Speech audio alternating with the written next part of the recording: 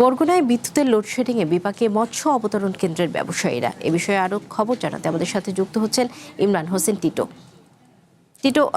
আপনার জেলায় ওখানে দৈনিক কয় ঘন্টা করে লোডশেডিং হচ্ছে এবং সংকট সমাধানের বিষয়ে কি বলছে বিদ্যুৎ বিভাগ? নগদ নিয়ে এলো হার না মানা হার অফার। সর্বনিম্ন 10,000 টাকা রেমিটেন্স নগদে পাঠালে থাকছে স্বর্ণের হার জেতার সুযোগ।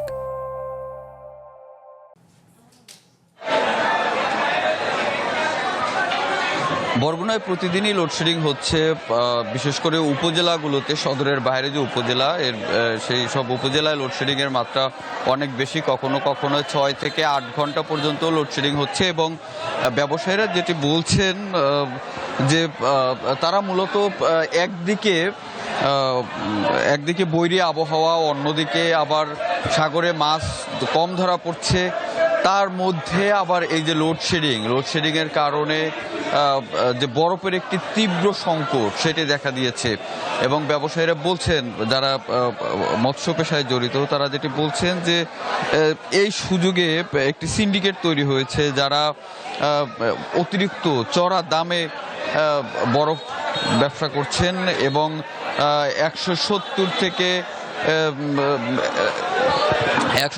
থেকে 200 টাকায় বরফ বিক্রি হচ্ছে। এবং জেলেরা যেটি বলছেন যে প্রতিদিন তাদের যেই পরিমাণ বরফ দরকার হয় সেই পরিমাণ বরফ তারা পাচ্ছেন না।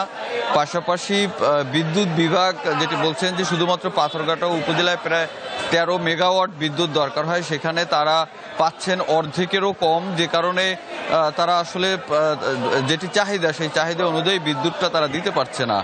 এবং বিদ্যুৎ বিভাগ থেকে আমাদের কাছে যে তথ্য রয়েছে, আসলে এই পরিস্থিতি স্বাভাবিক হতে আরও সময় লাগবে। সেক্ষেত্রে বাসাবাড়িতে বিদ্যুৎ অপচয় বন্ধ এবং সচেতনভাবে বিদ্যুৎ ব্যবহারের পরামর্শ দিচ্ছেন বিদ্যুৎ বিভাগ।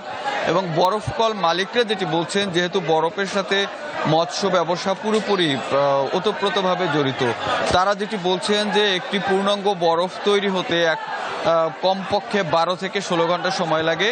আসলে সেই সময় পর্যন্ত বিদ্যুৎ না থাকায় বরফ তৈরি করতেও আসলে তারা পারছেন না। এটি আসলে মূল সমস্যা। টিটো, আপনাকে ধন্যবাদ।